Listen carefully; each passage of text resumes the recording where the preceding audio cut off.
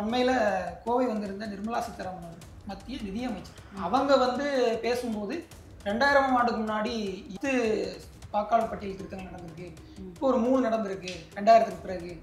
அந்த காலகட்டங்கள்லாம் திமுகவும் காங்கிரஸும் கூட்டணியில் தான் இருந்துச்சு அப்படின்லாம் அவங்க சொல்கிறாங்க. அது எல்லாமே உண்மைதான். அவங்க சொல்கிறபடி இது எதிர்கட்சியை தாக்குவதற்கு வேணால் பயன்படலாம், எதிர்கட்சியை கேள்வி கேட்கறதுக்கு பயன்படலாம். ஆனால் இந்த 10 திருத்தம், இந்த 3 திருத்தம், இதில் எத்தனை பேருடைய வாக்குகள் பறிவாங்க? அதை ஏன் நிர்மலா சீதாராமன் சொல்லவே இல்லை? ஒரு இந்திய குடிமகனுடைய அடிப்படை உரிமை என்னது? வாக்களிக்கக்கூடிய உரிமை, ஃபண்டமெண்டல் ரைட்ஸில் முக்கியமான ஒரு உரிமையாக இருக்குது. அந்த உரிமையை பிடுங்கிறது தான் அவங்க எஸ்ஐஆரை கொண்டுறாங்க. அதை ஏன்னா 2024 நாடாளுமன்ற தேர்தல் முடிஞ்சு கிட்டத்தட்ட 1.5 வருஷம் ஆகிப்போச்சுல. நீங்கள் இவ்வளோ நாளும் அந்த எஸ்ஐஆர் ஏன் பண்ணல? 2024 நாடாளுமன்ற தேர்தலுக்கு பிறகு சட்டமன்ற தேர்தல் நடந்துச்சா இல்லையா? அதெல்லாம் இவங்க எஸ்ஐஆர் ஏன் பண்ணல? இப்போ உடனடியாக எஸ்ஐஆர் பண்ணணும்னு துடிக்கிறதுக்கான காரணம் என்ன? பீகார் தேர்தலுக்கு முன்பு இந்த எஸ்ஐஆரை செய்யணுன்ற அவசரம் உங்களுக்கு ஏன் வருது? இந்த கேள்விக்கு அரசு என்ன பதில் வச்சிருக்கு? கடந்த 2020ஆம் ஆண்டு கோவிட் வந்துச்சு. 2 வருடங்கள் கோவிட்னால நம்ம தள்ளி போட்டோம். சரி, அதற்கு பிறகு உலக நாடுகளில் கிட்டத்தட்ட 145 நாடுகள் தங்களுடைய மக்கள் தொகை கணக்கெடுப்பு முடிச்சிட்டாங்க. நீங்கள் இன்னும் ஏன் முடிக்கல? எஸ்ஐஆரில் காட்டின வேகத்தை சென்சஸ் எடுக்கிறதுல இந்த அரசாங்கம் காமிச்சிக்கலாம்ல. பிரதமர் நரேந்திர மோடி அவர்கள் ஒரு பாச மனநிலை கொண்ட பிரதமராக இருக்கிறார். இந்திய ஒருமைப்பாட்டை பாதுகாப்பேன்னு உறுதிமொழி எடுத்தான பதவி ஏற்றுக்கிட்டாரு. அப்படி பதவி ஏற்றுக்கிட்டவர் ஏன் அவ்வளோ கேவலமாக நடந்துக்கிறாரு? ஒரு பிரதமர் இப்படிலாம் பண்ணலாமா? நீங்கள் ஒரு கட்சியினுடைய பிரச்சாரகராக இருந்து இப்படி பேசுகிற பிரச்சனை கிடையாது. அப்படியே நம்ம கண்டனம் தெரிவிப்போம். ஆனாலும் ஒரு பிரதமராக இருந்து இப்படி பேசுறது அந்த பதவிக்கு இழுக்கு, அந்த பதவியின் மாண்பிற்கு பெரும் குறைவை பிரதமர் நரேந்திர மோடி அவர்கள் ஏற்படுத்துகிறார். அவனுடைய ஜனநாயக உரிமையை மறுத்துட்டீங்க. 100 விழுக்காடு மக்களையும் வாக்களிக்க வேண்டும்னு எலெக்ஷன் கமிஷன் பிரச்சாரம் பண்ணிட்டு, எலெக்ஷன் கமிஷன் பரப்புரை பண்ணிட்டு, இப்படி ஒரு வேலையை செஞ்சால் 100 விழுக்காடு மக்கள் எப்படி ஓட்டு போடுவாங்க? வேற ஒன்றும் கிடையாது. ஒரிசா தேர்தல் நடந்ததை பாருங்க. ஒரு தமிழனை தமிழுடைய பண்பாட்டை கிண்டல் பண்ற மாதிரி வாழை இலை விரிச்சு நம்ம சாப்பிடுவோம். அதை அவன் போடுறான். வாழை இலை கஞ்சியை ஊத்துறான். கஞ்சியை வாழை இலை ஊற்றி வேணா சாப்பிடுவாங்க. வி.கே. பாண்டியனை கிண்டல் பண்றதுக்காக தமிழர்கள் முட்டாளுங்கிற மாதிரி அந்த மாதிரி ஒரு விளம்பர படத்தை எடுக்கிறாங்க. கர்நாடகாவில் உங்களுடைய இடஒதுக்கீடெல்லாம் பிடிங்கி முஸ்லீம்கள்கிட்ட கொடுத்துருவாங்க அப்படின்றதுக்கு ஒரு காக்கா கூட்டில் 3 முட்டை இருக்கு, அந்த முட்டையில் ஒரு முட்டை முஸ்லீம் அப்படின்ற மாதிரி அந்த குயில் முட்டை மாதிரி வச்சு அவங்க தெரிச்சு ஒரு விளம்பர படம் போடுறாங்க. இந்த விளம்பர படத்துக்கெல்லாம் எலெக்ஷன் கமிஷன் இது வரைக்கும் என்ன நடவடிக்கை எடுத்திருக்கு? உங்களுடைய அரசின் பணியாளர்கள் தான் அதுக்கு எப்படியும் ஆட்களாக போய் வேலை செய்வாங்க. இன்னைக்கு பார்த்தீங்கன்னா ஆசிரியர்களுக்கு 3 விழுக்காடு டிஎன்எஸ் அலவன்ஸில் ஐப் கொடுத்துருக்காரு முதலமைச்சர் ஸ்டாலின் அவர்கள். ஆசிரியருடைய டிஎன்எஸ் அலவன்ஸுக்கு 3% ஐப் கொடுக்குறீங்களா? எதுக்காக? எலெக்ஷன் டைமில் ஆசிரியர்கள் தான் அதுக்கு ஒர்க் பண்ண போகிறாங்க எலெக்ஷனுக்கு. ஸோ அந்த டைமில் நமக்கு சாதகமாக இருக்குன்றதுக்காக அந்த 3% ஐப்பா?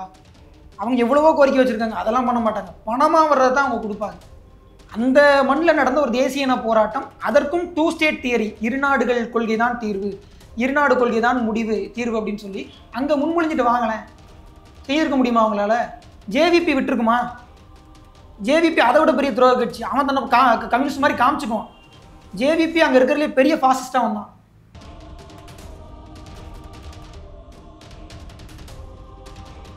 நலம் தரும் நல்லார் சித்த மருத்துவமனை இதய நோய், சர்க்கரை நோய், பக்கவாதம், சிறுநீரக பிரச்சனை, தண்டுவடம் மற்றும் மூட்டு பிரச்சனைகளுக்கு மிகச்சிறந்த மருத்துவமனை.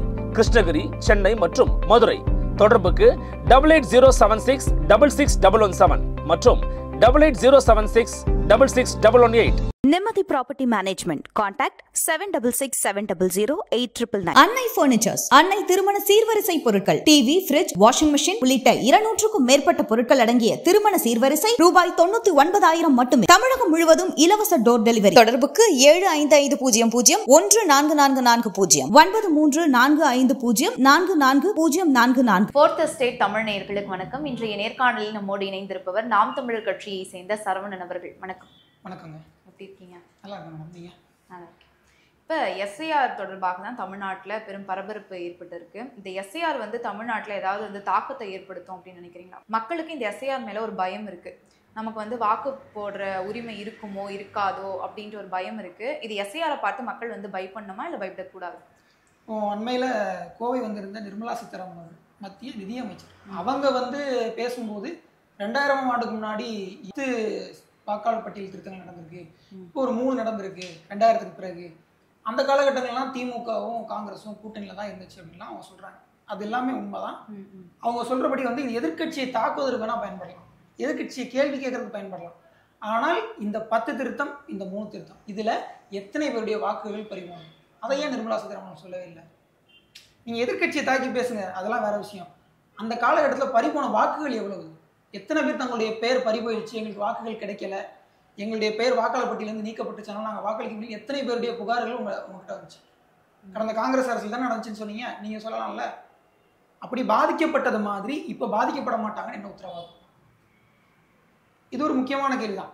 கடந்த காலகட்டங்களில் 10 ஆண்டுகள் காங்கிரஸ் செய்த மோசமான ஆட்சிக்கு இவங்க வந்து காங்கிரஸ் கேட்குது பாஜக கிட்ட, நீங்கள் வெள்ளை அறிக்கை வெளியிடுங்க, வெள்ளை அறிக்கை வெளியிடுங்கன்னு கேட்குது. இங்கே தமிழ்நாட்டில் வந்து திமுக அரசு கிட்ட மற்றவங்க கேட்குறாங்கல்ல, அந்த மாதிரி காங்கிரஸ் பாஜக கிட்ட கேட்குது. பாஜக என்ன பண்ணாங்க, கருப்பறிக்கைன்னு ஒன்று வெளியிட்டாங்க. உங்களுக்கு தெரியும், காங்கிரஸுடைய மோசமான 10 ஆண்டுகளை பற்றி அம்மையார் நிர்மலா சீதாராமன் கருப்பறிக்கை வெளியிட்டாங்க. அதே மாதிரி காங்கிரஸ் ஆட்சி காலத்தில் நடந்த மிக மோசமான அந்த வாக்காளர் பட்டியல் திருத்தத்தில் நடந்த செயல்பாடுகள், எத்தனை பேருடைய வாக்குகள் பறிபோச்சு, அதெல்லாம் ஒரு லிஸ்ட்டாக போடுங்க. அந்த லிஸ்ட்டாக போட்டு அதில் நடந்தது மாதிரி உங்களுடைய வாக்காளர் பட்டியல் திருத்தத்தில் நடக்காதுன்னு உறுதி கொடுக்க முடியுமா அவங்கள? எல்லாவற்றையும் தாண்டி இண்டிபெண்டன்ட் பாடிஸ், அதாவது சுதந்திரமான தன்னாட்சி அமைப்புகள் ஜனநாயகத்தினுடைய மிகப்பெரிய பலம், மிகப்பெரிய தேவையாகவும் இருக்குது. அந்த மிகப்பெரிய தன்னாட்சி அமைப்பான நீதித்துறை, தேர்தல் ஆணையம், 2 தான் ரொம்ப முக்கியமான தன்னாட்சி அமைப்புகள். இந்த 2த்தையுமே ஒரு பாசிச அரசு தன்னுடைய கரங்களுக்குள், தன்னுடைய கொடுங்கரங்களுக்குள் கொண்டு வரணும் அப்படின்னா அது வந்து இந்த மாதிரியான வேலைகளை பார்க்கும். கடந்த காலகட்டங்களில் அவர் பேர் அருண் கோயல்னு நினைக்கிறேன், அவர் வந்து பதவி ராஜினாமா பண்ணிட்டு போனார். ஒரு தேர்தல் ஆணையர், இத்தனைக்கும் நாடாளுமன்ற தேர்தல் நெருக்கத்தில் 2024 நாடாளுமன்ற தேர்தலுக்கு முன்னாடி ராஜினாமா பண்ணிட்டு போனார். இந்த மாதிரி எத்தனையோ தேர்தல் ஆணையர்கள் அவங்களுக்கு நெருக்கடி கொடுக்க, அசோக் லவாசாவுக்கு வந்து நெருக்கடி கொடுக்கப்பட்டுச்சு. அவர் வந்து கடைசியில் டிசன் நோட்டு வெளியிடுவேன்னு சொன்னார். பாசிச அரசான பாஜக அரசு எவ்வளவு முடியுமோ அந்த அளவுக்கு நீதித்துறையையும் தேர்தல் ஆணையத்தையும் அழுத்தம் கொடுக்கறது, சப்ரஸ் பண்ணுறது, எல்லாத்துலையும் தன்னுடைய கொடுங்கரங்களுக்குள்ள கொண்டு வர வேலையை செஞ்சுட்டு. இதுக்கு முன்னாடி 1926-28 இத்தாலியில் இதே மாதிரியான வேலைகள்லாம் நடந்துச்சு. பாசிச இத்தாலி நம்ம சொல்கிறோம் இல்லையா, அந்த பாசிச இத்தாலியில் இவ்வளோ மோசமான செயல்பாடுகள்லாம் கடந்த காலத்தில் நடந்துச்சு. அன்னைக்கு அந்த பாசிச இத்தாலிக்கு நேரடியாக போய் பாசிசம்னா என்னன்னு கற்றுக்கிட்டு வந்த இந்த பாஜகவுடைய முன்னோடிகள், பிஎஸ் மூஞ்சேன்னு ஒருத்தர் இருந்தார். அவர் நேரடியாக இத்தாலிக்கே போனார், போய் இத்தாலியில் இருக்கக்கூடிய பாசிசத்தை கற்றுக்கிட்டே வந்தார். எப்படி நாம் வந்து இந்த பாசிசத்தை வந்து நம்முடைய நாட்டில் செயல்படுத்துறது, அவர் கற்றுக்கிட்டு வந்த பாசிசத்தை இவங்க செயல்படுத்துகிறாங்க. ஸோ தன்னாட்சி அமைப்பான நீதித்துறையை அவங்க முடிஞ்ச அளவுக்கு கட்டுப்பாட்டில் கொண்டு வர முயற்சி பண்ணுறாங்க. அதே தான் தேர்தல் ஆணையத்தையும் பண்ணிட்டு இருக்காங்க. ஒரு இந்திய குடிமகனுடைய அடிப்படை உரிமை என்னது? வாக்களிக்கக்கூடிய உரிமை, ஃபண்டமெண்டல் ரைட்ஸில் முக்கியமான ஒரு உரிமையாக இருக்குது. அந்த உரிமையை கொடுங்கிறது தான் அவங்க எஸ்ஐஆரை கொண்டு வராங்க. அதை ஏன்னா 2024 நாடாளுமன்ற தேர்தல் முடிஞ்சு கிட்டத்தட்ட 1.5 வருஷம் ஆகிப்போச்சுல, நீங்கள் இவ்வளோ நாள் அந்த எஸ்ஐஆர் ஏன் பண்ணல? 2024 நாடாளுமன்ற தேர்தலுக்கு பிறகு சட்டமன்ற தேர்தல் நடந்துச்சா இல்லையா, அதெல்லாம் இவங்க எஸ்ஐஆர் ஏன் பண்ணல? இப்போ உடனடியாக எஸ்ஐஆர் பண்ணணும்னு துடிக்கிறதுக்கான காரணம் என்ன? பீகார் தேர்தலுக்கு முன்பு இந்த எஸ்ஐஆரை செய்யணுன்ற அவசரம் உங்களுக்கு ஏன் வருது? இந்த கேள்விக்கு அரசு என்ன பதில் வச்சிருக்கு? கடந்த 2020ஆம் ஆண்டு கோவிட் வந்துச்சு, 2 வருடங்கள் கோவிட்னால நம்ம வந்து தள்ளி போட்டோம். சரி, அதற்கு பிறகு உலக நாடுகளில் கிட்டத்தட்ட 145 நாடுகள் தங்களுடைய மக்கள் தொகை கணக்கெடுப்பு முடிச்சிட்டாங்க. நீங்கள் இன்னும் ஏன் முடிக்கல? எஸ்ஐஆரில் காட்டின வேகத்தை சென்சஸ் எடுக்கிறதுல அந்த அரசாங்கம் காமிச்சிக்கலாம்ல. அப்படி நடக்காதனால, அந்த சென்சஸ் எடுக்காதனால பப்ளிக் டிஸ்ட்ரிபியூஷன் சிஸ்டம், பொது விநியோக திட்டமும் பொது விநியோக நடைமுறைகளும் இன்னைக்கு பெரிய அளவில் போக வேண்டிய மக்களுக்கு போய் சேராமல் இருக்கு. அரசு அதுக்கு ஒதுக்க வேண்டிய நிதியை ஒதுக்கிறதுல பிரச்சனைகள் இருக்கு. பாலிசி ஷேப் பண்ணுறதுல, மக்களுக்கு எல்லா நலத்திட்டங்களையும் கொண்டு போய் சேர்ப்பதில் பல பிரச்சனைகள் இந்த சென்சஸ் எடுக்காதனால இருக்கு. இதை செய்யாமல் நீங்கள் உடனடியாக எஸ்ஐஆர்னு வரீங்களா? என்ன காரணம்? ராகுல் காந்தி சொல்லிட்டாரு, நீங்கள் எல்லாத்தையும் சரி செஞ்சிட போறீங்களா? 2 பேருமே, பாஜகவும் சரி காங்கிரஸும் சரி, இந்த தேர்தல் அப்படிங்கிற விஷயத்தை வந்து விளையாடுவாங்க. 2009ஆம் ஆண்டு அத்வானி அவர்கள் சொன்னார், இவிஎம் மேலே எனக்கு நம்பிக்கை இல்லை அப்படின்னு. 2009. இன்னைக்கு இந்த இவிஎம்முக்காக பிஜேபிக்காரங்க எவ்வளோ வரிஞ்சு கட்டி பேசுகிறாங்க. 2024 நாடாளுமன்ற தேர்தல் முடிஞ்ச உடனே சிதம்பரம் சத்தியமூர்த்தி பவனில் கொடுத்த பேட்டியில் சொல்கிறாரு, நாங்கள் வந்து இவிஎம் ஒன்றும் பெருசாக நாங்கள் குறை சொல்லலை, நாங்கள் வேண்டாம்லாம் சொல்ல, சரியாக செயல்படணும்னு சொல்கிறோம்னு சொல்கிறாரு. ஸோ இவிஎம்மை நீங்கள் எதிர்க்கிறீங்களா இல்லையா? காங்கிரஸ் ஆளுங்கட்சியாக இருந்தபோது காங்கிரஸ் இவிஎம்மை ஆதரிச்சுது, பாஜக எதிர்த்தாங்க. பாஜக ஆளுங்கட்சியானா பாஜக இவிஎம்ஐ ஆதரிக்குது, காங்கிரஸ் எதிர்க்கிறாங்க. அப்போ கடைசியில் இவிஎம் பிரச்சனை கிடையாது, உங்கள் 2 பேத்துக்குள்ளேயும் தான் பிரச்சனை இருக்குது. அப்படி தானே மக்கள் சொல்லுவாங்க. இவிஎம்குள்ள பிரச்சனை உங்கள் 2 பேத்துக்குள்ளேயும் பிரச்சனையா? நீங்கள் ஆளுங்கட்சியாக இருந்தால் இவிஎம்ல பிரச்சனை இல்லை, நீங்கள் எதிர்கட்சியானா இவிஎம்ல பிரச்சனை வந்துருக்கு. ஸோ இவிஎம்ல பிரச்சனை இருக்குது. அதாவது உலக அளவில் பல இடங்களில் முக்கியமான சம்பவங்கள் நடந்திருக்கு. அது வரலாற்று பூர்வமாக நிரூபிக்கப்பட்ட ஒன்று. நம்ம வீடியோ பேசலாம், பட் அது நேரம் இல்லை நினைக்கிறேன். ஸோ தேர்தல் ஆணையத்தை அரசு தன்னுடைய ஸ்டேட் சுப்ரீமசிக்குள்ள, தன்னுடைய அரசின் கொடுங்கரத்துக்குள்ள கொண்டு வரதுக்கான முயற்சி தான் இந்த எஸ்ஐஆர். நாம் என்ன கேட்குறோம்னா, எஸ்ஐஆரை கொண்டு வர நீங்கள், எஸ்ஐஆரை கொண்டு வர வேகம் காட்டுற நீங்கள், பீகார் எலெக்ஷன் முன்னாடி நடந்த எந்த சட்டமன்ற தேர்தலையும் ஏன் வேகம் காட்டல? பீகாரில் பிரதமர் நரேந்திர மோடி அவர் வந்து திமுக அரசால் பீகாரிகள் கொடுமைக்குள்ளாகிறாங்கன்னு சொல்கிறார். குறைஞ்சபட்சம் அப்படி இல்லை. உண்மையாக சொன்னால் திமுக ஆட்சியெல்லாம் ஒன்றும் அப்படி ஒன்றும் பீகாரிகள் வந்து தாக்கப்படலை. அம்பத்தூர் எஸ்டேட்டில் வந்துட்டு பீகாரிகள் வட இந்திய தொழிலாளர்கள் போலீஸ் தாக்குனாங்க. அப்போ அதுக்கெல்லாம் ஐயா நரேந்திர மோடி அவர் என்ன சொல்ல போகிறாரு? குஜராத்தில் 2018 செப்டம்பர் 27 அன்றைக்கு 14 மாத குழந்தை பாலியல் முறைக்கு உள்ளாது ஒரு பீகார் தொழிலாளிகள் குஜராத்தில். அந்த குஜராத்தில் பீகாரிகள் குஜராத்தியர்களால் தாக்கப்பட்டாங்க. அதுக்கு குஜராத்துடைய முதலமைச்சர் விஜய் ரூபானி மேலேயும் அங்கிருந்து ஒரு எம்எல்ஏ மேலேயும் பீகாரில் உள்ள ஹைகோர்ட்டு வழக்கு தொடர சொல்லி எஃப்ஐஆர் போட சொல்லி ஆர்டர் கொடுத்ததுக்கப்புறமா எஃப்ஐஆர் போட்டாங்க 2019 ஜனவரி மாதத்தில். இவ்வளவு நடந்தது குஜராத்தில். அந்த குஜராத்தில் யாருடைய ஆட்சி? பாஜகவுடைய ஆட்சி. பிரதமர் நரேந்திர மோடி அவர்கள் பீகாருக்கு போய் பீகாரிகள் குஜராத்தில் பாஜகவால், குஜராத் கூட வேண்டாம், பாஜகவால் கொடுமைப்படுத்தப்படுகிறார்கள் குஜராத்தில் அப்படி சொல்ல முடியுமா? தெலுங்கானாவில் பாதிப்புக்குள்ளாகிறாங்க, கர்நாடகாவில் பாதிப்புக்குள்ளாகிறாங்க. இவ்வளோ சொல்கிறீங்களா? ஆந்திராவில் என்ன உங்களை வச்சு அப்படியே கொஞ்சிறாங்களா? உங்களை அடிக்கலை? ஆந்திராவில் பீகாரிகள் எந்த இடத்துலையும் தாக்கப்படலையா? எதிர்ப்பு தெரிவிக்கப்படலையா? அது என்னது? உங்களுடைய கட்சியற்ற மாநிலங்களை மட்டும் பீகாரிகள் தாக்கப்படுறாங்கன்னு பேசுறீங்க.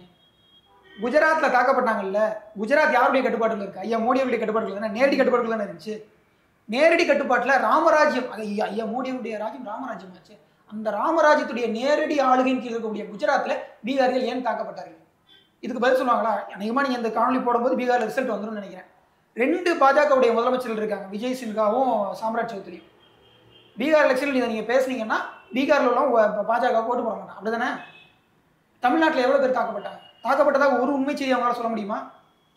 ஸோ பீகாரில் உள்ள எஸ்ஐஆரும் பாஜகவுடைய போலியான இந்த பொய்களும் தான் பீகாருடைய அரசியலுக்காக தானே தவிர்த்து உண்மை அல்ல. எஸ்ஐஆர் இந்தியாவில் இருக்கக்கூடிய வாக்காளர் பட்டியலை பாஜக தனக்கு ஏற்றவாறு மாற்றியமைத்துக் கொள்வதற்கான ஒரு சதி. ஒரு பக்கம் வந்து தமிழ்நாட்டில் வட மாநிலத்தவர்கள் வந்து தாக்கப்படலை அப்படின்னு சொன்னாலும் திமுகவில் இருக்கக்கூடிய சில தலைவர்கள் வந்து வட மாநிலத்தவர்களை வசை சொல்லாக பேசக்கூடிய ஒரு சம்பவம்லாம் நடந்திருக்கு. அந்த வீடியோ வந்து தொகுத்து வந்து பீகார்லலாம் போடப்பட்டது நம்ம பார்த்தோம்.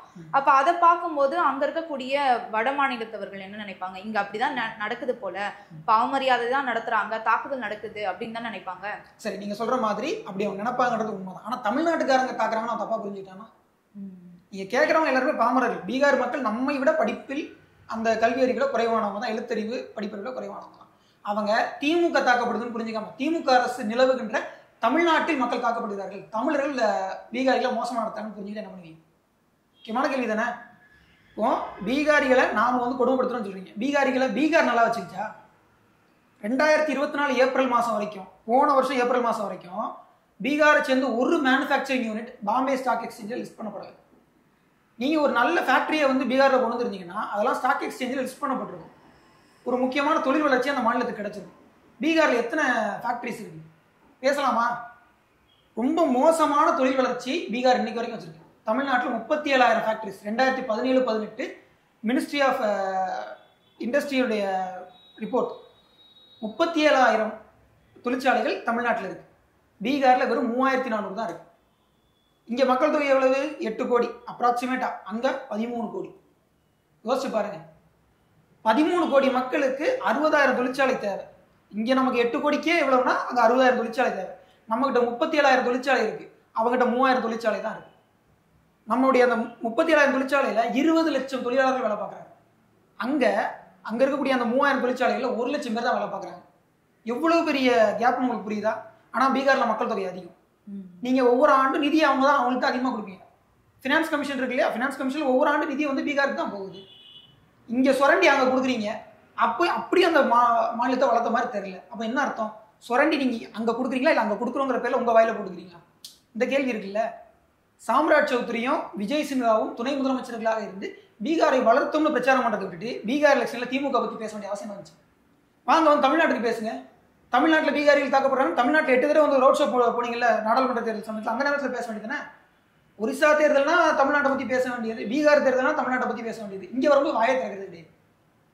பிரதமர் நரேந்திர மோடி அவர்கள் ஒரு பாசிச மனநிலை கொண்ட பிரதமராக இருக்கிறார். இந்திய ஒருமைப்பாட்டை பாதுகாப்பேன்னு உறுதிமொழி எடுத்தான பதவி ஏற்றுக்கிட்டாரு. அப்படி பதவி ஏற்றுக்கிட்டவர் ஏன் அவ்வளவு கேவலமாக நடந்துக்கிறாரு? ஒரு பிரதமர் இப்படிலாம் பண்ணலாமா? நீங்கள் ஒரு கட்சியினுடைய பிரச்சாரகராக இருந்து இப்படி பேசுகிற பிரச்சனை கிடையாது.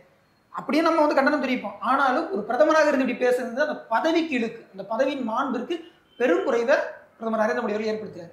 சரி, நம்ம தொடங்கிய இடத்துல போவோம். இப்போ எஸ்ஐஆர் பத்தி வந்து அந்த மக்களுக்கு வந்து ஒரு பயம் இருக்கு அப்படின்னு சொல்லியிருந்தோம் இல்லையா?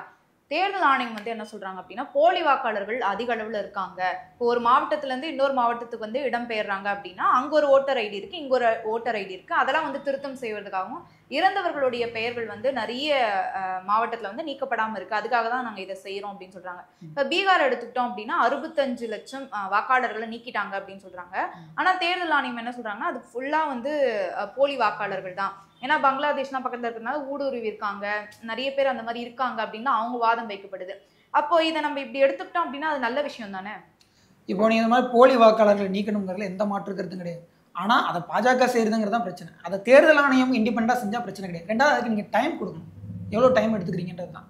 இந்த தேர்தலுக்கு வர்றதுக்கு முன்னாடி ஒரு 3 மாதத்துக்கு முன்னாடி அவசரமாக தொடங்குனீங்க. அவ்வளோ அவசரம் ஏன்?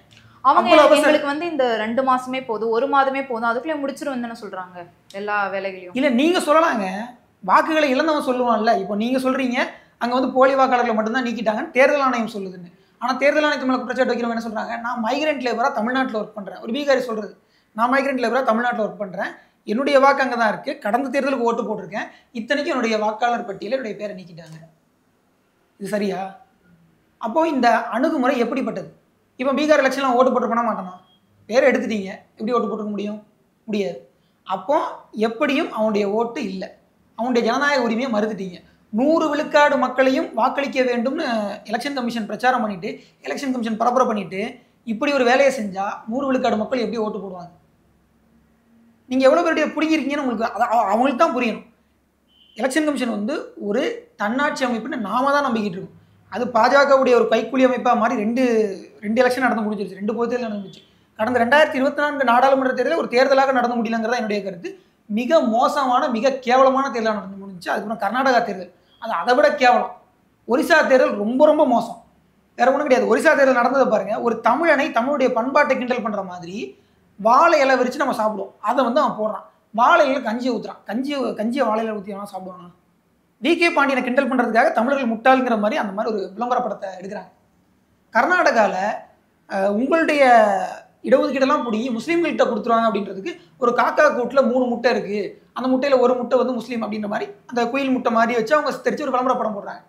இந்த விளம்பர படத்துக்கெல்லாம் எலெக்ஷன் கமிஷன் இது வரைக்கும் என்ன நடவடிக்கை எடுத்திருக்கு? பிரதமர் நரேந்திர மோடிகள் ராஜஸ்தான் மாநிலம் பன்ஸ்வாரில் பேசினார் இல்லையா, பேசும்போது இவங்க என்ன நடவடிக்கை எடுத்தாங்க? உங்களுடைய இதெல்லாம் பிடிங்கி இஸ்லாமியர்கள்ட்ட கொடுத்துருவாங்கன்னு பேசினார் இல்லை, அதுக்கு என்ன நடவடிக்கை எடுத்தாங்க? ஒரு நாட்டின் பிரதமராக இருந்தாலும் எலெக்ஷன் கமிஷன் துணிந்து நடவடிக்கை எடுக்கணும்னு நம்ம எதிர்பார்க்கறது நியாயமான விஷயம் தானே. எடுத்தாங்களா? ஏன் எடுக்கலை? அப்போ ஒரு எலெக்ஷன் கமிஷன் கைகட்டி வாய்ப்புத்தி ஒரு அரசின் சேவகனாக மாறிவிட்ட பிறகு அது தன்னாட்சி அமைப்பு நம்ப முடியுமா? எப்படி நம்ப முடியும்? இவ்வளவு கேவலமாக இருக்குது இந்த தன்னாட்சி அமைப்பான எலெக்ஷன் கமிஷன். இந்த எலெக்ஷன் கமிஷனுக்கு யார் ஆட்களை நியமிக்கிறான்னு கேட்டால் கிட்டத்தட்ட அதுவும் ஒன்றிய அரசுன்ற மாதிரி தான் வந்து நிற்கிது. அதுக்கு அவங்க ஒரு சட்டத்திருத்தத்தை கொண்டு வந்துட்டாங்க. ஸோ எதுவுமே நம்ம கையில் இல்லை. கிட்டத்தட்ட பாஜக அரசின் கொடுங்கறதுக்குள்ளே போன பிறகு அவங்க இதை தான் பண்ணுவாங்க. திமுக அரசு இது ஒரு ரெட்டை வேடம் போடுது. உங்களுக்கு தெரியும், அவங்களுடைய பணியாளர்கள் தான் ஒரு 2-3 நாட்களாக அந்த பிஎல்ஓவாக போயிட்டு இருக்காங்க. இது அதை விட கேடு. பாஜக தன்னுடைய வாக்காளர்கள் அல்லாதவர்களை இந்த வாக்காளர் பட்டியலிருந்து நீக்கிடுவாங்கன்றதான் நம்முடைய பயம். திமுக என்ன பண்ணும்? திமுக மட்டும் விட்டுருமா? ஆர்கே நகரில் 4,000 போலி வாக்காளர், 40,000 போலி வாக்காளர். அன்னைக்கு ஆர்எஸ் பாரதி சொல்லிட்டு ராஜேஷ் லக்கானியெல்லாம் போய் சந்திச்சு மனு கொடுத்தாரு.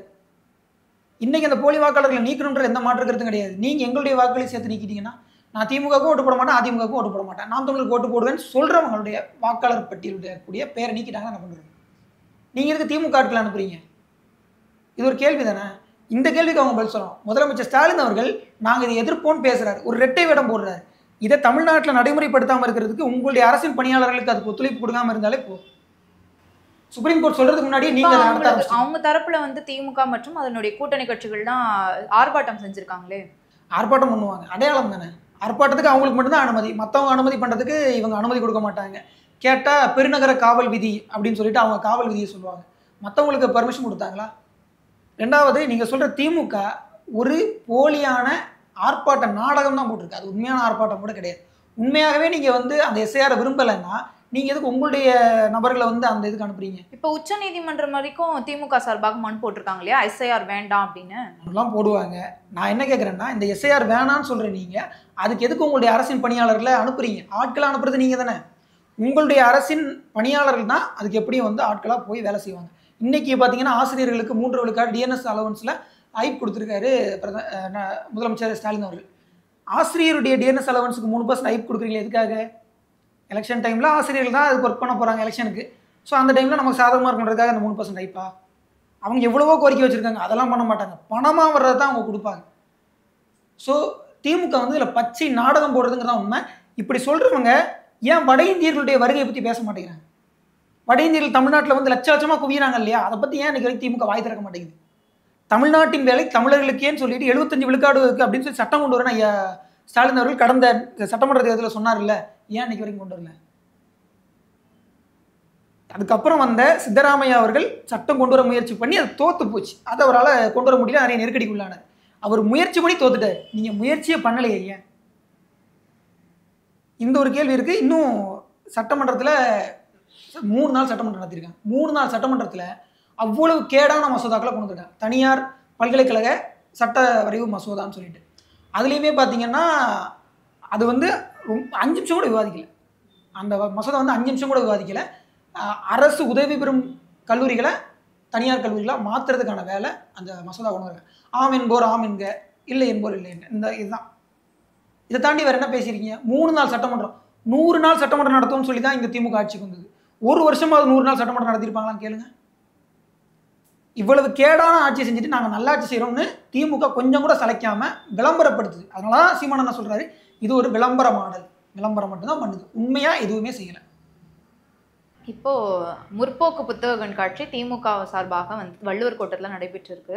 அதில் அமைச்சர் துரைமுருகன் அவர்கள் என்ன சொல்றாரு அப்படின்னா, உதயநிதி ஸ்டாலின் அவர்கள் ராஜேந்திர சோழன் போல வருவாரு அப்படின்னு ஒரு புகழாரம் சொல்லியிருக்காரு. நீங்க இதை எப்படி பாக்குறீங்க? ஆமாம், அந்த ராஜராஜ சோழனுக்கு பிறகு ராஜேந்திர சோழன் மாதிரி, அதுக்கு பதிலாக வந்துட்டு ஷாஜகானுக்கு பிறகு அவுரங்கசீப் மாதிரி, அப்படி பல மன்னர்களை சொல்லிக்கலாம். ஏன்னா எடுத்துக்காட்டுக்கு பல மன்னர்கள் இருக்காங்க. அதுலேயும் குறிப்பாக ஐயா ஸ்டாலின் அவர்கள் வந்து ஒரு திறமையான முதலமைச்சராக இல்லை. அப்படி இந்த திறமையான முதலமைச்சராக இல்லைன்னா மட்டும்தான் அவருடைய வாரிசுகளுக்கு அந்த ஆசை வரும். ஐயா கருணாநிதி அவர்கள் இருந்த வரைக்கும் ஸ்டாலின் அவர்கள் முதலமைச்சராக என்னைக்காவது பேசியிருப்பாங்களா? துணை முதலமைச்சர் 2009 தான் கொடுத்தாங்க. அதுக்கு முன்னாடி வரைக்கும் பெருசாக எதையுமே யோசிக்கலை. இவர் வந்த முதல் முறை எம்எல்ஏ ஆன உடனேயே 1-1.5 வருஷத்தில் அமைச்சரவை மாற்றம் சொல்லி அவருக்கு அமைச்சர் பதவி. அதுக்கப்புறம் இன்னொரு 1-1.5 வருஷம் கழிச்சு துணை முதலமைச்சர். இப்போ அடுத்து முதலமைச்சராக போகிறாருங்கிறீங்க. அப்போ ஐயா ஸ்டாலின் அவர்கள் அடுத்த தேர்தலில் முதலமைச்சர் வேட்பாளர் இல்லை, அப்படி தான் நான் புரிஞ்சுக்கணும். ஐயா ஸ்டாலின் அவர்களுடைய கடைசி ஆட்சி காலம் இதுதான், அப்படி தான் நான் எடுத்துக்கணும்னு நினைக்கிறேன். மற்றபடி இந்த ராஜராஜ சோழனுக்கு பிறகு ராஜேந்திர சோழனாக அவர் வருவார்னு சொல்கிறாங்க இல்லையா, ராஜராஜ சோழனை பற்றியும் ராஜேந்திர சோழனை பற்றியும் திராவிட இயக்கம் இதுவரை என்னென்ன விமர்சனங்களை வைத்திருக்கிறது? பார்ப்பன அடிமையெல்லாம் பேசினாங்க. அப்போ என்ன அர்த்தம்? ஐயா ஸ்டாலின் அவர்கள் ஒரு பார்ப்பன அடிமை, அவரை மாதிரி உதயநிதி ஸ்டாலின் அவர்கள் அடுத்த பார்ப்பன அடிமையாக வருவார் அப்படின்னு நம்ம புரிஞ்சுக்கலாமா? நீங்கள் உதாரணம் காட்டுறதுக்கு யாரை காட்டணும்? ஈவேராவுக்கு பிறகு அண்ணாதுரை வந்த மாதிரி அப்படி காட்டலாம், ஏன்னா கட்சியை உடச்சிட்டு தான் அவர் போனார். ஸோ அந்த மாதிரி காட்ட முடியாது. இல்லை அண்ணாதுரைக்கு பிறகு கருணாநிதி வந்த மாதிரி அதுவும் சொல்ல முடியாது, ஏன்னா எப்படி நடந்துச்சுன்னு தெரியும். ஐயா அண்ணாதுரை அவர்கள் மறைவிற்கு பிறகு வந்தார், அந்த மாதிரிலாம் எதுவும் நடக்கக்கூடாதுன்னு தான் நம்ம வேண்டிக்கிறோம். மற்றபடி அரசியலில் ஐயா கருணாநிதி அவர்கள் 2011க்கு பிறகு ஒரு 7 ஆண்டுகளுக்கு மேலே அவரால் நாற்காலியவே தொட முடியல, அந்த நிலைமைக்கு அவர் போனார். அந்த மாதிரி வேணால் ஐயா ஸ்டாலின் அவர்களுக்கு வந்து அவருடைய இறுதி காலம் அமையலாம்ங்கிறது என்னுடைய கருத்து. அவர் வந்து முதல் முறையை முதலமைச்சரானார் நிறைய பேர் நினச்சிக்கிட்டு இருந்தாங்க 2021. எனக்கு தெரிஞ்ச அவர் கடைசியும் முறையாக முதலமைச்சரானார்னு நான் சொல்லுவேன். இதுதான் முதல் முறை, இதுதான் கடைசி முறையும் கூட.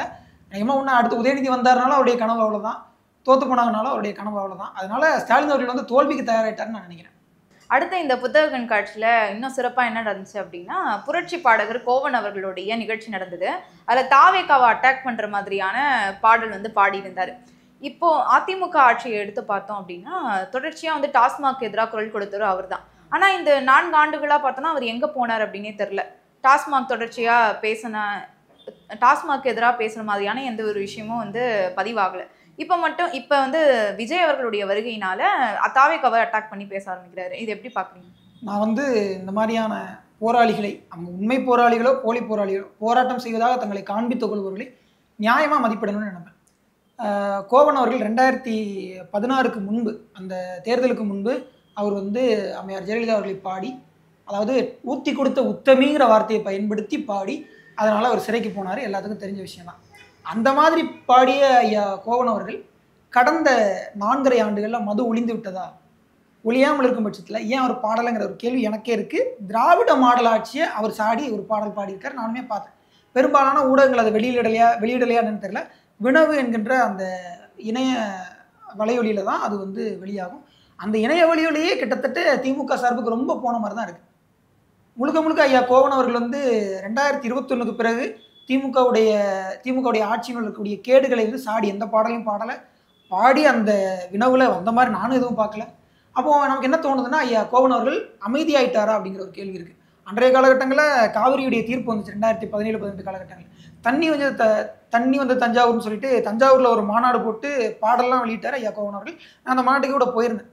இப்படியெல்லாம் பேசியவர்கள், இப்படியெல்லாம் போராட்டம் செய்தவர்கள், இப்படியெல்லாம் பாடி தங்களுடைய போராட்ட கருத்துக்களை வெளிப்படுத்தி மக்களையும் போராட தூண்டியவர் தான் ஐயா கோவன் அவர்கள். இன்னைக்கு திமுக ஆட்சியில் ஏன் அவ்வளோ வாய் புத்தி மௌனமாக இருக்காருங்கிற ஒரு கேள்வி எனக்கும் இருக்கு. அவர் விலை போய் விட்டாரா அல்லது பணம் கொடுத்து வாயடைக்கப்பட்டாரா, இந்த கேள்வியும் இருக்கு. ரெண்டாவது, கம்யூனிஸ்டுகள் அவங்க வந்து தமிழ்நாட்டை பொறுத்தளவில் அவர்கள் வந்து ஒரு பெரிய துரோகிகள் தான் நான் சொல்லுவேன். தமிழ்நாட்டிலே 2 துரோக கட்சி இருக்குது, சிபிஐ, சிபிஎம். அந்த 2 கட்சியும் பற்றி பேசினோம்னா அவ்வளோ பேசலாம். தமிழ் இனத்திற்கே பெரும் துரோகிகள் தான் சொல்லணும். அவங்கள பற்றி நம்ம இன்னொரு நாள் விரிவாக பேசுவோம். மற்றபடி ஒரு பொது உடைமைவாதியாக, பொது உடைமை போராளியாக தன்னை காட்டிக்கொள்ளக்கூடிய ஐயா கோவன் அவர்கள், அவரும் வந்து ஒரு போலி போராளி தான். அவர்கள் மூலமாக போராட்டத்தின் மீது, போராளிகள் மீது இருக்கக்கூடிய நம்பிக்கையை கோவன் அவர்கள் குலைத்திருக்கிறார் என்கிறது தான் உண்மை. அவர் எந்த விதத்திலையும் இந்த போராளிகள் மீதான நம்பிக்கை அதிகப்படுத்தலைங்கிறது தான் நிஜமா இருக்கு.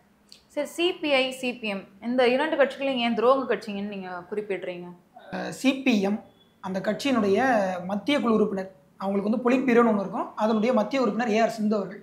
அவங்கள தொழிலாளர் தினத்தன்றைக்கு ஸ்ரீலங்காவில் இருக்கக்கூடிய கொழும்புல ஜேவிபி அங்கே இருக்கக்கூடிய ஆளுங்கட்சி நடத்தக்கூடிய மே தின அணிவகுப்பில் இவங்க கலந்துக்க வச்சாங்க. அந்த இடத்துல அந்த அம்மா போய் பேசுகிறாங்க. கொழும்புல நடந்த அந்த மே தின கூட்டத்தில் நாம் வந்து காசா இனப்படுகொலையை தட்டி கேட்போம், பாலஸ்தீன தனிநாட்டுக்கு ஆதரவு திரட்டுவோம் அப்படின்லாம் பேசுகிறாங்க. நான் என்ன கேட்குறேன்னா, இதை வந்து நீங்கள் பேசுகிறீங்கல்ல, நீங்கள் காலூன்றி நின்ற கொழும்பு மண்ணில் நடந்த ஒரு இனப்படுகொலை பேச முடியுமா உங்களால்? அந்த மண்ணில் நடந்த ஒரு தேசிய இன போராட்டம், அதற்கும் 2 ஸ்டேட் தியரி, 2 நாடுகள் கொள்கை தான் தீர்வு, 2 நாடு கொள்கை தான் தீர்வு அப்படின்னு சொல்லி அங்கே முன்மொழிஞ்சிட்டு வாங்கலேன், செய்யிருக்க முடியுமா அவங்களால? ஜேவிபி விட்டுருக்குமா? ஜேவிபி அதை விட பெரிய துரோக கட்சி. அவன் தன்னை கம்யூனிஸ்ட் மாதிரி காமிச்சுக்குவான். ஜேவிபி அங்கே இருக்கிறதுலே பெரிய ஃபாசிஸ்டாக வந்தான். அவன் தான் இருக்கிறதுலே பெரிய முதலாளித்துவ கட்சி ஜேவிபி தான். அவன் தன்னை வந்து பொதுவுடைமை போராளி மாதிரி, அங்கே இருக்கக்கூடிய பெரிய ஒரு தொழிலாளர் போராட்டக்காரர் மாதிரி, ஒரு பெரிய தொழிலாளர் போராளி மாதிரி காமிச்சுக்குவான். இங்கே சிபிஎம்மும் சிபிஐயும் என்னைக்கோ முதலாளிகளுக்கு விலை போயிட்டாங்க. 1970களிலே தேசிய இன போராட்டத்தை வந்து குழி தோண்டி புதைச்சிட்டாங்க. அதுக்குன்னே தீர்மானம்லாம் கொண்டு வந்தாங்க.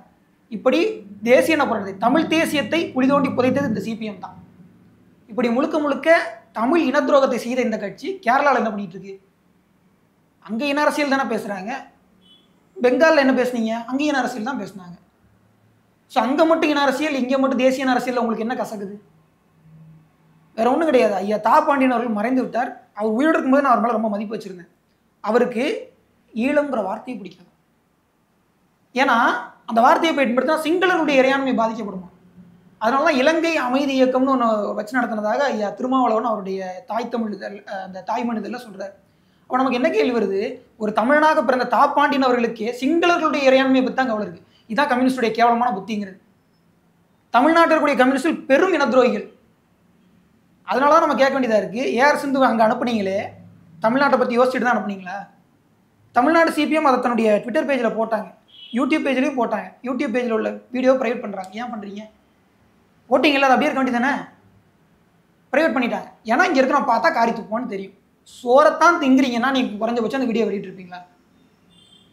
நான் நினைக்கிறேன், இதே நீங்கள் போனீங்கல்ல மே தினத்தன்னைக்கு போகிறீங்க, அங்கே இருக்கக்கூடிய அதிபர் அனுரகுமார் திசாநாயக்கா அவர் முன்னாடி குறைந்தபட்சம் போர்க்குற்றத்துக்கு நடவடிக்கை எடுங்க அப்படியா சொல்லியிருக்கலாம். நீ இனப்படுகொலையெல்லாம் சொல்ல தேவையில்ல, போர்க்குற்றத்துக்கு நடவடிக்கை எடுக்கணும். குறைஞ்சபட்சம் நீங்கள் ஒரு மனிதாபிமானத்தை காட்டிக்கலாம்ல. காசா இனப்படுகொலை பற்றி பேசுறதுக்கு உங்களுக்கு என்ன தகுதி இருக்குது? 2009 நம்முடைய பக்கத்தில் கூட நம்முடைய தொப்புள் குடி உறவுகள் நானும் அவனும் ஒரே மொழி தான் பேசுகிறோம். அந்த மக்களுக்கே நீதியை பெற்றுக் கொடுக்க முடியாத இந்த கம்யூனிஸ்ட் கட்சி எங்கே இருக்கக்கூடிய சோசியலிச கியூபாவை பாதுகாப்போம், எங்கே இருக்கக்கூடிய காசா இனப்படுகொலைக்கு நீதி கேட்போம்னா இது காது குத்துறதா இல்லையா? இது உண்மையா? அனுரகுமார் திசாநாயக்கா அதிபராவதற்கு முன்பு சிங்கள பகுதியில் பிரச்சாரத்துக்கு போகும்போது சொன்னார், போர் குற்றத்துக்கு நான் நடவடிக்கை எடுக்க மாட்டேன், இப்படி சொல்லி தான் பிரச்சாரமே பண்ணார்.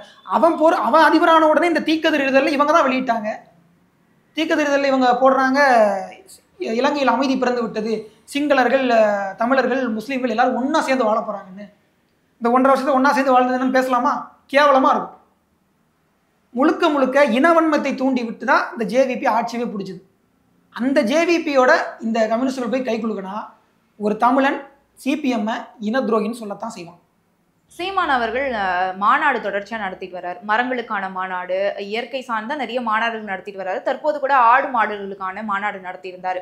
அது நிறைய விமர்சனங்களுக்கு அது மேலே வச்சிருந்தா கூட இது எதை குறிப்பிட்டு இந்த மாநாடுலாம் நடத்துறாரு அப்படின்னு நீங்கள் நினைக்கிறீங்க? அதாவது நாம் தமிழர் கட்சி கடந்த 2017 நினைவு சூழலியல் பாசறையை சுற்றுச்சூழல் பாசறையை நம்ம தொடங்குகிறோம். சுற்றுச்சூழல் பாசறை தொடங்கப்பட்ட பிறகு அதனுடைய வேலைகள் பணிகள் ரொம்ப வேகம் எடுத்துச்சு. மக்களை சூழலியல் அரசியல் சார்ந்து அணிதிரட்ட வேண்டும்ங்கிறது ஒரு முக்கியமான தேவை.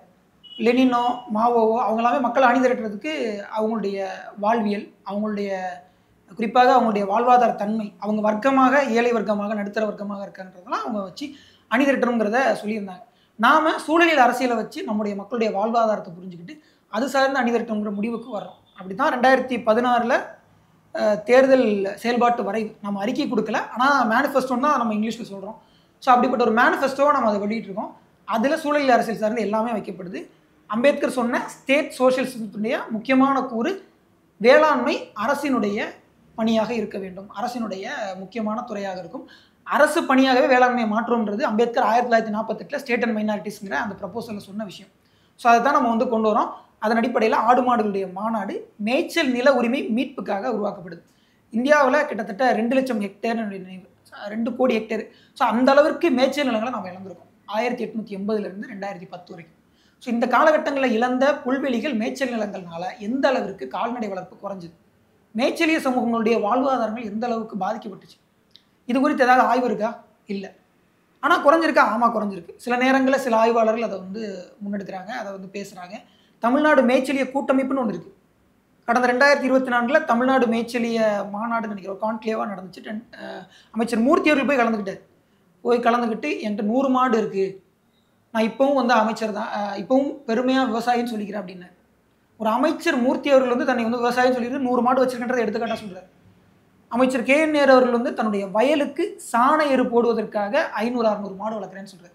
பாலுக்காக இல்லை, பாலுக்காக மாடு வளர்த்ததுனால தான் அந்த மாடு வளர்ப்புங்கிறதே தடம் புரண்டுச்சு அப்படின்னு சொல்லி இப்போவுமே நிறைய பேர் குற்றச்சாட்டுக்கிறாங்க. உண்மையாகவே மாடு வளர்ப்பு என்பது விவசாயத்தை நோக்கியதாக தான் இருக்கும். அப்படி விவசாயத்தை நோக்கி மாடு வளர்க்கக்கூடிய KN நேரு, விவசாயின்னு சொல்லிக்கன்னு சொல்கிற அமைச்சர் மூர்த்தி, 2 பேரும் இதில் சாதியத்துக்குள்ளே எங்கேயுமே போய் அடையலை. இவங்க பேசும்போது யாராவது பிற்போக்குன்னு சொல்லி குற்றஞ்சாட்டுறாங்களா? இல்லை. ஆனால் நாம் தமிழர் கட்சி ஆடு மாடுகளுடைய மாநாடை நடத்தும் போது இது பிற்போக்கு, இது குலக்கல்வி, இதுக்கு முன்னாடி RSS இருக்குது, இப்படிலாம் சிலர் உளர ஆரம்பித்தாங்க. இதெல்லாம் உளறல்னு தான் சொல்லணும். இன்டர்நேஷ்னல் இயர் ஆஃப் ரேஞ்ச்லேண்ட் அண்ட் பாஸ்டலிசம் அப்படின்னு ஐநா 2022 அறிவிச்சாங்க. இன்டர்நேஷ்னல் இயர் எதுக்காக? மேய்ச்சலிய நிலங்களுக்காக. 2026ஆம் ஆண்டு வருகின்ற ஆண்டு மேய்ச்சலிய நிலங்களுக்கான ஆண்டு. இதை கடந்த அந்த ஆடு மாடுகளுடைய மாநாடு நடந்த போதே அக்கா வெண்ணிலா தாய்மானவன் அவர்கள், அந்த சுற்றுச்சூழல் பாசறைய ஒருங்கிணைப்பாளர், அவங்க சொல்லியிருந்தாங்க விகடன் பேட்டியிலே. விகடன் பேட்டியில் சொல்லப்பட்ட பிறகும் யாருமே அதை காது கொடுத்து கேட்கல. ஆனால் தமிழ்நாடு அரசு இந்த மேய்ச்சலிய நிலங்கள் சார்ந்து ஒரு தகவல் அறியும் உரிமை சட்டத்தில் கேட்கும்போது பொய்யான தகவலை வழங்குறாங்க. ஏன் வழங்குறீங்க? அப்படி உண்மையான தகவலை வழங்க வேண்டியதுன்னா, இந்த தமிழ்நாடு அரசுக்கு கால்நடை பராமரிப்பு துறைன்னு ஒரு துறை இருக்குதா இல்லையா? அந்த துறையும் கால்நடைகள் வளர்ப்பதான பிரதானப்படுத்துது. அதை ஒரு வாழ்வாதாரமாக கருதுதா இல்லையா? அது சார்ந்து மேய்ச்சலிய மாநாடு நடத்தப்படும் போது அதை எந்த கட்சியும் வரவேற்கலனா கூட பரவாயில்ல, அதை ஒரு எதிர்மறையாக சித்தரிப்பது ஏன்? அந்த ஒரு கேள்வி இருக்குது. ஸ்பெயின் 1995 மேய்ச்சலிய நிலங்களை, மேய்ச்சலிய கால்நடைகள் போகக்கூடிய பாதைகளை சட்டம் போட்டு பாதுகாக்கிறாங்க. 95 சட்டம் கொண்டு வந்துட்டாங்க. 94 ஜீசஸ் கார்சன் ஒரு என்விரான்மெண்டலிஸ்ட் இதுக்காக ஒரு பெரிய பேரணியை நடத்தினார். ஸ்பெயினில் ஒரு லியோன் மலைன்னு நினைக்கிறேன், அந்த மலையிலேருந்து ஸ்பெயின் தலைநகர் மேட்ரிடை கடந்து அதையும் தாண்டி மற்ற மேய்ச்சலிய நிலங்களுக்கு பருவ காலத்தில் இந்த மாதிரியான அந்த கால்நடை மந்தைகளை இடமாற்றம் பண்ணுவாங்க. அப்போ ஸ்பெயின் தலைநகர் மேட்ரிடை கடப்பது அப்படிங்கிறது முக்கியமான நிகழ்வு. 94 ஜீசஸ் கார்சன் தொடங்கி வச்சார். 2023 வரைக்கும் 30 ஆண்டுகள் தொடர்ந்து நடத்தினார். 2024 அவர் 23 அவர் இறந்துட்டார். 24 நடந்துச்சு. 25 இந்த வருஷம் அக்டோபர் 19-20 நடந்திருக்கு. ஸ்பெயின் தலைநகர் மேட்ரிடை அந்த கால்நடை மந்தைகள் கடந்து சொல்வது இன்னைக்கு ஒரு திருவிழா, டிரான்ஸ்ஹியூமன்ஸ் ஃபெஸ்டிவல்னு கொண்டாடப்படுது. இந்த அளவிற்கு மேய்ச்சலிய நிலங்கள் பாதுகாக்கப்பட்டிருக்கு ஸ்பெயினில். ஐரோப்பாவிலேயே மேய்ச்சலிய நிலங்கள் பாதுகாக்கப்பட்டது ஸ்பெயினில் மட்டும்தான். மற்ற நாடுகள் எடுக்குது. மங்கோலியா தான் நான் சொன்ன international year for range and பாஸ்டலிசமை முன்னெடுத்து அதை இப்போ ஒரு இன்டர்நேஷ்னல் இயராக அறிவிக்க வச்சுருக்காங்க. ஸோ இந்த 2 நாடுகளுக்கு பின்னாடி சனாதனம் இருக்கா, RSS இருக்கா, குலக்கல்வி இருக்கான்றதை பார்க்குறவங்க தான் புரிஞ்சுக்கணும். இது ஒரு வாழ்வியல் சார்ந்த பொருளாதாரத்தை மீட்டெடுக்கக்கூடிய, பாதுகாக்கக்கூடிய ஒரு முயற்சி. ஸோ இதை மாதிரி மரங்களின் மாநாடு இருக்குது, ஜாதோ பயங் பற்றி, சிப்கோ இயக்கத்தை பற்றி, 500 வருஷத்துக்கு முன்னாடி இருந்த பிஷ்னோய் மதத்தில் மரங்களை பாதுகாக்க வேண்டும்ங்கிற ஒரு விஷயத்தை பற்றி, இது எல்லாத்தையுமே நாம் தமிழர் கட்சி பிரதானப்படுத்துது. ஆனால் இன்னொரு தரப்பினர் என்ன சொல்கிறாங்க அப்படின்னா, இந்த மாநாடு குறித்தும் இல்லை அவர் வந்து ஆடு மாடுகள் மேய்க்கக்கூடிய அந்த வேலையை வந்து அரசு வேலையாக மாற்றுவேன் அப்படின்னு சொல்கிறத பற்றியும் என்ன சொல்கிறாங்கன்னா, நாங்கள் இப்போ தான் படித்து எங்களுக்கு இப்போ தான் கல்விலாம் கிடைக்குது, இப்போ தான் படித்து நாங்கள் ஒரு நல்ல இடத்துக்கு போகிறோம், நல்ல வேலையை செய்கிறோம், ஐடி துறைக்கெலாம் போகிறோம், மறுபடியும் எங்களை வந்து அதுக்குள்ளே அடைக்க பார்க்குறாங்க அப்படின்னு விமர்சனம் வைக்கப்படுறாங்க. இப்போ வேலை வாய்ப்பில் எல்லாருக்கும் தன்னிறைவு அடைஞ்சிட்டாங்களான்ற ஒரு கேள்வி இருக்குது. ரெண்டாவது, படித்து முடித்தவர்கள், சரி நீங்கள் படித்தவங்களுக்கு ஐடியில் இண்டஸ்ட்ரியில் ஒர்க் கொடுத்துறீங்க, ஐடி இண்டஸ்ட்ரியில் ஒர்க் கிடைக்காதவங்க எவ்வளோ பேர் இருக்காங்க? ஐடி இண்டஸ்ட்ரியில் நான் 10 வருஷமாக இருக்கேன், என்னுடைய சேலரி ஏறவே இல்லைன்னு குறை சொல்கிறவங்க எவ்வளோ பேர் இருக்காங்க? 20 வருஷத்துக்கு முன்னாடி ஐடியில் கிடைச்சவனுக்கு அந்த சம்பளமும் இப்போ எனக்கு கிடைக்கிற சம்பளமும் ஒன்று தான், எந்த விதமான மாற்றமும் இல்லை அப்படின்னு சொல்கிறவங்க எவ்வளோ பேர் இருக்காங்க? ஸோ ஐடிங்கிறது வந்து ஒரு ஜாப் மார்க்கெட்டை ஃபுல் அண்ட் ஃபுல் சாட்டிஸ்ஃபை பண்ணுற விஷயம் இல்லை. ஜாப் மார்க்கெட்டுக்குள்ளே வர்றவங்க எல்லாத்துக்கும் வேலை கொடுக்கக்கூடிய ஒரு செக்டார் கிடையாது. நீங்கள் போங்க, நாங்கள் யாரும் வேணாம்னு சொல்ல, யாராவது நீங்கள் படிப்பு விட்டு வந்து மாடுமீங்கன்னு சொல்லியிருக்கோமா? அப்படிலாம் கிடையாது. இதில் இருக்காங்கல்ல மக்கள், அந்த மக்களுடைய வாழ்வாதாரத்தை பாதுகாக்கணுமா இல்லையா? தமிழ்நாடு அரசு 2001ஆம் ஆண்டு ஒரு அரசாணை கொண்டு வந்தார். மேய்ச்சேரி நிலங்களை பாதுகாக்கலாம், அந்த மேய்ச்சேரி நிலங்களில் ஏதாவது ஒரு வேலை ஆக்கிரமிப்புகளோ அல்லது அரசின் நலத்திட்டங்களுக்காகவோ எடுத்துக்கொள்ளப்பட்டால் அதற்கு மாற்றான சமமான நிலத்தை வழங்க வேண்டும். தமிழ்நாடு அரசு போட்ட அரசாணை 2001, அதிமுக அரசு 2001 டிசம்பர் மாதத்தில் போட்டாங்க. அந்த அரசாணை பின்பற்றப்பட்டிருக்கா? 2024 போன ஆண்டு பிப்ரவரி மாதத்தில் சென்னை உயர்நீதிமன்றம் ஒரு முக்கியமான அனுமதியை கொடுக்குறாங்க. 97 நலத்திட்டங்களுக்கு மேய்ச்சேரி நிலங்களை தமிழ்நாடு அரசு பயன்படுத்தி கொள்ளலாம். 97 நலத்திட்டங்களுக்கு. அப்போ எவ்வளோ மேய்ச்சேரி நிலங்கள் போயிடுச்சு? ஒரு மாவட்டத்துக்கு குறைஞ்சபட்சம் 2 மேய்ச்சேரி நிலங்கள் பறி போயிருக்கும். இந்த மேய்ச்சேரி நிலங்கள் இல்லைன்னா மேய்ப்பர்கள், ஆயர்கள் தங்களுடைய மேய்ச்சலிய கால்நடைகளை எடுத்துக்கொண்டு எங்கே மேய்ச்சலுக்கு போவாங்க? இந்த கேள்வி இருக்குல்ல, இதுக்கு அவங்க பதில் சொல்லணும்ல. இங்கே படிக்காத மக்களுக்கு, பெரும்பாலும் நகர்ப்புறத்துக்கு வராத மக்களுக்கு, கால்நடை மேய்ப்பதையே வாழ்வாதாரமாக கொண்ட மக்களுக்கு முழுமையான வாழ்வாதாரத்தை, வேலை வாய்ப்பை, தொழில் வாய்ப்பை ஏற்படுத்தி கொடுத்துட்டீங்களா? இல்லை. அப்புறம் அவங்களெல்லாம் படித்து நீங்கள் எப்போ ஐடி செக்டர் கொண்டு போகிறீங்க? எனக்கு இதில் ஒரு கேள்வி என்னன்னா, இப்போ ஏரி அந்த ஆறுலாம் வந்து ஏலம் எடுக்கிறாங்க இல்லையா அந்த பஞ்சாயத்து தலைவர்கள், அந்த ஏரி அந்த ஆறுலலாம் வந்து மாடு வந்து தண்ணி குடிக்கக்கூடாது, ஆடு தண்ணி குடிக்கக்கூடாதுன்னு அப்படின்னு சொல்லப்படுதா? இல்லை, அதுவுமே இருக்க தான் செய்யுது. அந்த மாதிரியான கட்டுப்பாடுகளுமே இருக்க தான் செய்யுது. சில இடங்களில் ஒரு நல்ல மனசு இருக்கிறவங்க, நல்ல மனுஷங்க அதை வந்து பெருசாக எடுத்துக்க மாட்டாங்க. சிலர் அந்த மாதிரியான ரெஸ்ட்ரிக்ஷன்ஸாக பண்ணுறாங்க. அதுக்காக தான் நம்ம அண்ணன் சீமான் அவர்கள் இப்போ தண்ணீர் மாநாடு நடத்துகிறாரு. ஸோ தண்ணீர் எதுக்கு அப்படின்னா, மனுஷன் கையில் காசு இருக்குது, பணம் கொடுத்து கடையில் வாங்கி ஒரு பேக்கேஜ்டு ட்ரிங்கிங் வாட்டரை ஒரு பாட்டில் வாங்கி குடிச்சுப்பான். ஆனால் ஒரு குருவியோ, ஒரு நாயோ, ஒரு ஆடோ, ஒரு மாடோ, எந்த ஒரு உயிரினமும், வீட்டு விலங்காக இருக்கட்டும், காட்டு விலங்காக இருக்கட்டும், பறவைகளாக இருக்கட்டும், எதுவுமே பணம் கொடுத்து தண்ணியை வாங்கி குடிக்காது. அப்போ இதுக்கு என்ன தேவை? ஒரு ஓப்பன் வாட்டர் ரிசோர்ஸை இந்த உயிரினங்கள் ஆக்சஸ் பண்ணுறதுக்கான ஒரு ஆக்சசிபிலிட்டி தேவை. அதை நம்ம கிட்டத்தட்ட அடைச்சிட்டோம். இன்றைக்கி தமிழ்நாட்டில் சுதந்திரத்துக்கு பிறகு எத்தனை நீர்நிலைகள் முழுமையாக அழிக்கப்பட்டிருக்கு? அதோடைய ரிப்போர்ட் எடுத்து பார்த்தீங்கன்னா அவ்வளோ இருக்குது. ஏன்? மக்களுக்கு, நீங்கள் மற்ற விலங்கினங்களை பற்றி நம்ம பேசலாம், அது ஒரு உண்மையாக பேசப்பட வேண்டிய விஷயம். ஆனால் மக்களுக்கு எவ்வளோ பேருக்கு போதுமான அளவு தண்ணி கிடச்சிருச்சு? அக்யூட் வாட்டர் ஸ்ட்ரெஸ் சிட்டிஸ் அப்படின்னு சொல்லிட்டு இந்தியா முழுக்க தண்ணீர் இருந்தும் மக்களுக்கு போதுமான அளவு தண்ணீர் கிடைக்காத நகரங்கள், கிராமங்கள் எவ்வளவோ இருக்குது. அதை பற்றிலாம் பேச ஆரம்பித்தா, ஸோ அதை பற்றிலாம் பேசணும் இல்லையா? அதுக்கு தான் தண்ணீர் மாநாடு போடப்படுது. பெரிய அளவில் water industries, water privatisation, water industries India முழுக்க இருக்குது. அதன் மூலமாக அவ்வளவு ரெவென்யூவை பெரிய அளவில் கார்பரேட் சீட்டுறாங்க. ஸோ மக்களுடைய பொதுவுடைமையாக இருந்த தண்ணி இன்னைக்கு முதலாளிகளுடைய தனியுடைமையாக மாற்றப்படுது. ஸோ இது வந்து கூடாதுங்கிறதுக்காக தண்ணீர் மாநாடு அப்படிங்கிறத நம்ம நடத்துகிறோம்.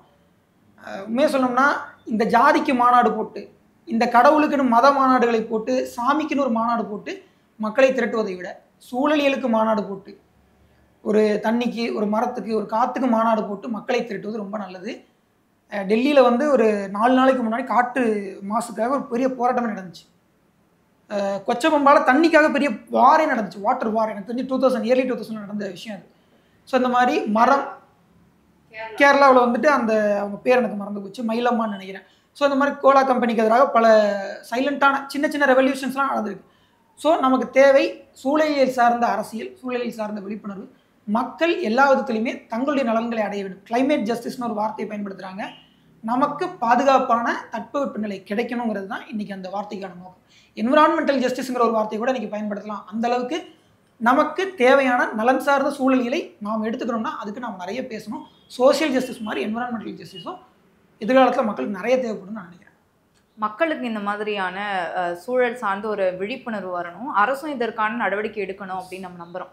பல்வேறு கருத்துக்களை பகிர்ந்தமைக்கு நன்றி சார். நன்றி.